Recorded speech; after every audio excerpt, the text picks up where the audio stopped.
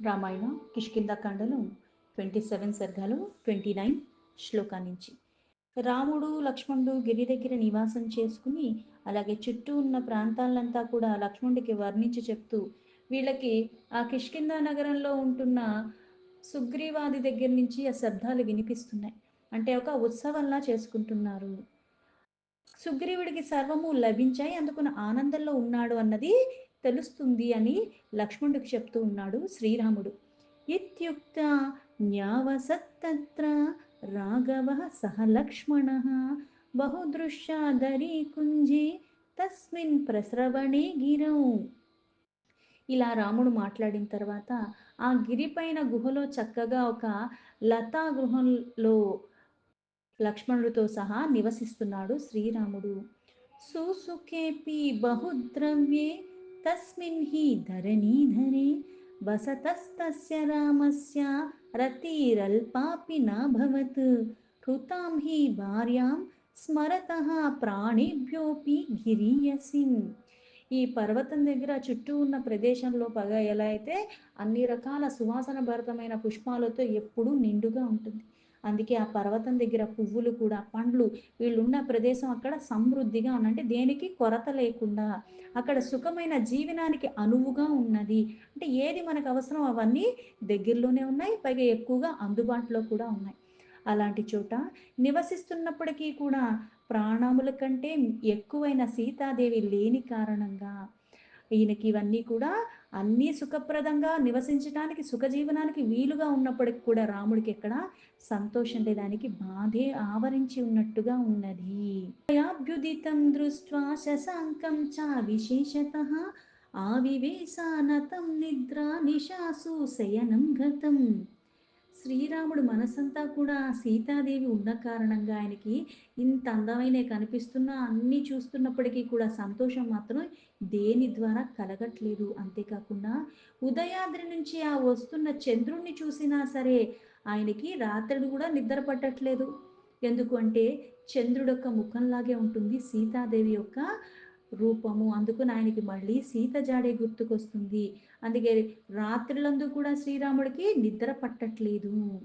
తత్సముత్తేన శోకేన బాష్పోపహత చేతసం తం శోచమానం కాకుత్సం నిత్యం శోకపరాయణం తుల్య దుఃఖో బ్రవిద్రాత్ర లక్ష్మణో నునయన్వచః. సీతాదేవి యొక్క వియోగం కారణంగా ఆ దుఃఖ కారణంగా శ్రీరాముడు విలపిస్తూనే ఉన్నాడు. ఇంత అందమైనవన్నీ చుట్టుపక్కల ఉన్నా సరే ఆయన మనసు దేని మీద కూడా ఆ దృష్టి నిలపట్లేదు. సీతాదేవియే మళ్ళీ మళ్ళీ గుర్తుకొస్తూనే ఉన్నది. అందుకని కన్నీరు మున్నీరుగా ఆవేదనకి లోబడుతున్నాడు శ్రీరాముడు. ఇలా అనుక్షణం శోకంలో పరితపిస్తూ ఆ శ్రీరాముణ్ణి చూస్తే లక్ష్మణుడు కూడా కుమిలిపోతున్నాడు. అలాంటి స్థితిలో ఆ లక్ష్మణుడు అన్నను ఓదారుస్తూ మళ్ళీ ఇలా చెప్తున్నాడు. అలం వీరా వ్యధాం గత్వా నత్వం శోచితుమర్హసి శోచతో వ్యవసీదంతి సర్వార్థ విదితం హితే. అన్నయ్య, నువ్వు మహావీరుడివి, నువ్వు ఎంతో కూడా బాధకి లోబడి ఉన్నావు. నీ వంటి ఉదాత్త పురుషుడు ఇలా శోకించకూడదు. దుఃఖించటం వలన సకల అనికి ప్రయోజనములు కూడా దెబ్బతింటాయి. అంటే ఏదైతే ప్రయోజనకరమైన పని చేయాల్సిన వాళ్ళం మనం ఇట్లా శోకానికి లోబడటం ద్వారా అది కూడా మనకి సరిగ్గా జరగదు. ప్రయోజనం అన్నది జరగకుండా పోతుంది. అంటే చేయవలసిన పని సరిగ్గా చెయ్యలేకపోతే దానివల్ల మనకి ప్రయోజనం ఉండదు. ఇవన్నీ కూడా నీకు తెలుసు, నీకు చెప్పే అంత నాకు లేదు. ఇవన్నీ నీకు తెలిసిన విషయాలే. భవాన్ శ్రియ పరోలోకి భవాన్ దైవపరాయణః ఆస్తికో ధర్మశీలశ్చ వ్యవసాయీ చ రాఘవ. అందుకే ఓ రఘువర, నువ్వు కార్యాశూరుడివి. ఒక కార్యం చెయ్యాలి అనుకున్నప్పుడు మళ్ళీ దీనివల్ల ఏవి జరుగుతాయో అవన్నీ ఊహించి మళ్ళీ అవన్నీ నివారించుకుంటూ ఆ కార్యాన్ని ఎట్లాంటి అడ్డంకులు వచ్చినా సరే ముందుకి వెళ్ళి చేసేవాళ్ళు. అదే కార్యానికి అంత దీక్షగా మనం తీసుకుంటే గాని అవి మనకి చెయ్యటం అవ్వదు. అందుకే ఇక్కడ రాముణ్ణి కార్యాశూరుడు, పైగా సర్వ శుభ లక్షణాలన్నీ కూడా సంపన్నంగా ఉన్నవాడివి, ధర్మ మార్గంలోనే ఎప్పుడూ ప్రయాణిస్తున్నవాడు. మనం ధర్మం మాట్లాడతాం కానీ ఆచరించాం. పైగా మనకన్నీ అనుకూలంగా ఉన్నప్పుడే ధర్మం ఆచరిస్తున్నాం అని అనుకుంటాం. ఎక్కడ ఏది బెడిసికొట్టినా మళ్ళీ ధర్మాన్ని వదిలేస్తూ ఉంటాం. కానీ ఇక్కడ అలా కాదు. ధర్మ మార్గంలోనే ఉండేవాడు. నిరతుడు నిత్యము. ఎల్లప్పుడూ కూడా లక్ష్య సిద్ధికై కృషి చేస్తున్నవాడు, ఆత్మవిశ్వాసం కలిగినవాడు. ఇటువంటివన్నీ రాముడిలో ఉన్నాయి. అందుకే లక్ష్మణుడు చెప్తున్నాడు, "అన్నా, నువ్వే ఒక్కసారి ఇలా ఆలోచించు. ఇవన్నీ పూర్ణంగా ఉన్నవాడివి. అందుకే నువ్విలాగా దిగులు పడకూడదు." न हव्याव्यवस्थितः शत्रुं राक्षसं तं विशेषतः समर्थस्त्वं रणे हन्तुं విక్రమేర్జహ్మకారిణం. అన్నా, నీవు ఎప్పుడూ కూడా ధైర్యాన్ని కోల్పోతే మాయావి అయి శత్రువును అందున ఆ రాక్షసుని ఆ రుద్ధరంగంలో హతమార్చుటకు మళ్ళీ శక్తి లేని వాడివైపోతావు. సమున్మూలయా శోకం త్వం వ్యవసాయం స్థిరం కురు తతః సపరివారం తం నిర్మూలం కురు రాక్షసం. అందుకని శోకాన్ని విడిచిపెట్టేసేయి. శోకం పూర్తిగా విడవకపోతే, మళ్ళీ గట్టిగా కార్యాన్ముఖత చూపించకపోతే, ఆ రాక్షసుడిని సపరివారంగా మనము తుదముట్టించలేము. అంటే రాక్షసుడిని తొలగించాలి అంటే, మనం ఏం చెయ్యాలనుకున్నా దాని మీదే జాగ్రత్తగా ఉండాలి. అందుకని కార్యాశూరుడివి, కార్యోన్ముఖుడివై ఉండు. అప్పుడే రాక్షసుడిని తన పరివారాన్ని సహితంగా అందరినీ మనము తొలగించగలము అని చెప్పాడు. పృథివీమపి కాకుత్సా ససాగరవనాచలాం పరివర్తయితుం శక్తః కిమంగా పునరావనం. ఓ కకుత్స, నువ్వు గట్టిగా పూనుకుంటే సముద్రాలనేంటి, అడవులనేంటి, పర్వతాలనేంటి అన్నిటినీ కూడా నువ్వు సమస్త భూమండలాన్నే తలకిందులు చెయ్యగలిగిన సమర్థత ఉన్నవాడివి. శరత్కాలం ప్రతిక్షస్వ ప్రావృటకాలో అయమాగతః తతః సరాష్ట్రం సగణం రావణం త్వం వదిష్యసి. వర్షాకాలం ఆరంభమైతే శరత్కాలం వరకు వేచి ఉండు. తర్వాత రావణుణ్ణి అతని సేనల్ని చివరికి రాజ్యాన్ని కూడా నువ్వు రూపుమాపచ్చు. అంటే కొన్ని చెయ్యాలంటే గట్టి పూనిక ఉండాలి. అది కావాలన్న కోరికుంటే సరిపోదు. కోరికతో పాటుగా మనం చెయ్యవలసినవన్నీ కూడా అలానే ఆచరిస్తూ వెళితేనే దాన్ని త్వరగా మనము పొందగలము. అహం తు ఖలు తే వీర్యం ప్రసుప్తం ప్రతిబోధయే దీపే రాహుతిభిః కాలే భస్మచ్చన్న మివానలం. నీవు ఇలా నిప్పు అంటే పై బూడిదను తొలగించి నిప్పురవ్వ మీద ఎలా అయితే ఉంటుందంటే అది బాగా వెలిగించి వదిలేసిన తర్వాత ఏమవుతుందంటే మంట వెళ్ళిపోతుంది. అగ్ని వెళ్ళిపోయిన తర్వాత అది నిప్పు రవ్వలాగా ఉంటుంది. క్రమేణా క్రమేణా క్రమేణా ఇది ఏమవుతుంది అంటే ఈ వేడి ద్వారా కిందది కాలుతూ ఉంటుంది. పైది మొత్తం నిప్పు రవ్వ కూడా అది కాస్త చల్లబడ్డాక ఏమవుతుందంటే బూడిది రాశీభూతంగా అయిపోతూ ఉంటుంది. అలాగే ఇక్కడ నివురుగప్పిన నిప్పును అంటే పైయ బూడిద ఉన్నంత వరకు దాన్ని ఆవరించి ఉన్నట్టు. అది తొలగిస్తే ఆ బూడిద తొలగిపోయిందంటే నిప్పు కనిపిస్తుంది. అయితే ఇక్కడ ఆహుతులతో సకాలంలో ప్రజ్వలింపచేసినట్లుగా నువ్వు కూడా నిద్రాణమై ఉన్న పరాక్రమాన్ని అంటే ఈ శోక కారణంగా అవన్నీ వెనక్కి వెళ్ళిపోయాయి. అందుకని వాటిని లేపు, ఈ శోకాన్ని తొలగించు. ఆ పరాక్రమాన్ని నీవు ఎప్పుడైతే మేల్కొల్పుతావో, ప్రజ్వలిస్తావు. ఇలా మృదువైన మాటల ద్వారా మేలుకో మేలుకో అని చెప్పి ఇట్లా బాధకు నువ్వు లోబడద్దు అని చెప్పి లక్ష్మణుడు రాముడికి చెప్తున్నాడు. లక్ష్మణస్యాతు తద్వాక్యం ప్రతిపూజ్య హితం శుభం రాఘవ సుహృదం స్నిగ్ధం ఇదం వచనమబ్రవీత్. లక్ష్మణుడు చెప్పిన మాటలు పైగా హితకరమైన మాటలు చాలా ఆదరంతో ఆలకించాడు. నాకన్నీ తెలిసినప్పుడు నేను నా గురించే చెప్పుకుంటాను. నాకన్నీ తెలిసినయి అంటే ఇంకొకళ్ళు చెప్తుంటే నాకు సమయం వృధా అయిపోతే నాకు తెలిసినయి ఎందుకు చెప్తున్నారని అనిపిస్తుంది. వినబుద్ధి కాదు. కానీ ఇక్కడ రాముడిలో ఉన్న సుగుణాల గురించి చెప్పుకోవటం ఏంటంటే సర్వము తెలుసు. చంచలత్వం లేకుండా ఉన్నవాడు.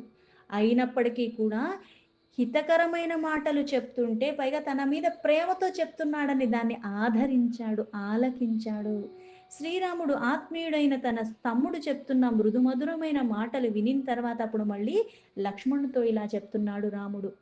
వాచ్యం యదనురక్తేన స్నిగ్ధేన చ హితేన చ సత్య విక్రమయుక్తేన తదుక్తం లక్ష్మణత్వయా. ఓ లక్ష్మణ, నువ్వు నా మీద ఉన్న ప్రేమతో ఇక్కడ సమయోచితంగా సమయానికి, సందర్భానికి ఏది మాట్లాడాలో నాకు అన్నీ తెలిసినా సరే ఇప్పుడు పనికిరాని జ్ఞానం పనికిరాని సమయంలో ఇవ్వకూడదు. ఆ సమయానికి, సందర్భానికి ఏది కావాలో ఆ క్షణానికి అది అందజేస్తే అది మనకి ఉపయోగపడుతుంది. అందుకే ఇక్కడ సమయోచితంగా నువ్వు చెప్పిన ఈ ప్రియమైన మాటలు నాకు చాలా మేలు చేస్తాయి. హితకరములు, అమోఘమైనవి. అవి పరాక్రమ శోభితములైన మాటలు నువ్వు పలికింది అని చెప్పాడు. ఏష శోకః పరిత్యక్తః సర్వకార్యావసాధకః విక్రమేష్వ ప్రతిహతం తేజః ప్రోత్సాహయామ్యహం. సమస్త కార్యక్రమాలన్నీ కూడా అక్కడ ఎటువంటి పనైనా సరే శోకంలో ఉన్నప్పుడు ఏమవుతుంది అంటే మనం చెయ్యగలిగింది చాలా తేలికపాటి పని కూడా మనము చెయ్యలేము శోకం కారణంగా. ఆ శోకాన్ని ఎప్పుడైతే పక్కన పెడతావో మనము అవలీలగా కొన్ని చెయ్యటానికి ఆ శోకరహితంగా ఉండటమే కారణం అవుతుంది. మన బలాన్ని అదేమీ తగ్గించదు కాబట్టి. లేకపోతే ఈ శోక కారణంగా ఏమవుతుంది అంటే మన బలాల్ని మనం మర్చిపోతాం, విస్మరిస్తూ ఉంటాం, ఇంకా నీరస పడిపోతూ ఉంటాము. మనకెంత బల పరాక్రమాలు ఉన్నాయన్నది కూడా మనము మర్చిపోతూ ఉంటాము.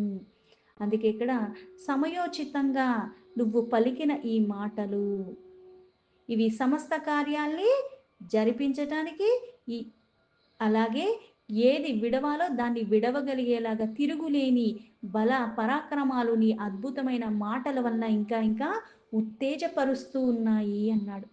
శరత్కాలం ప్రతీక్షిష్యే స్థితోస్మి వచనీ తవ సుగ్రీవస్య నదీనాం చ ప్రసాదం అనుపానయన్. ఓ లక్ష్మణ, నీ సూచనలు తప్పక పాటిస్తాను.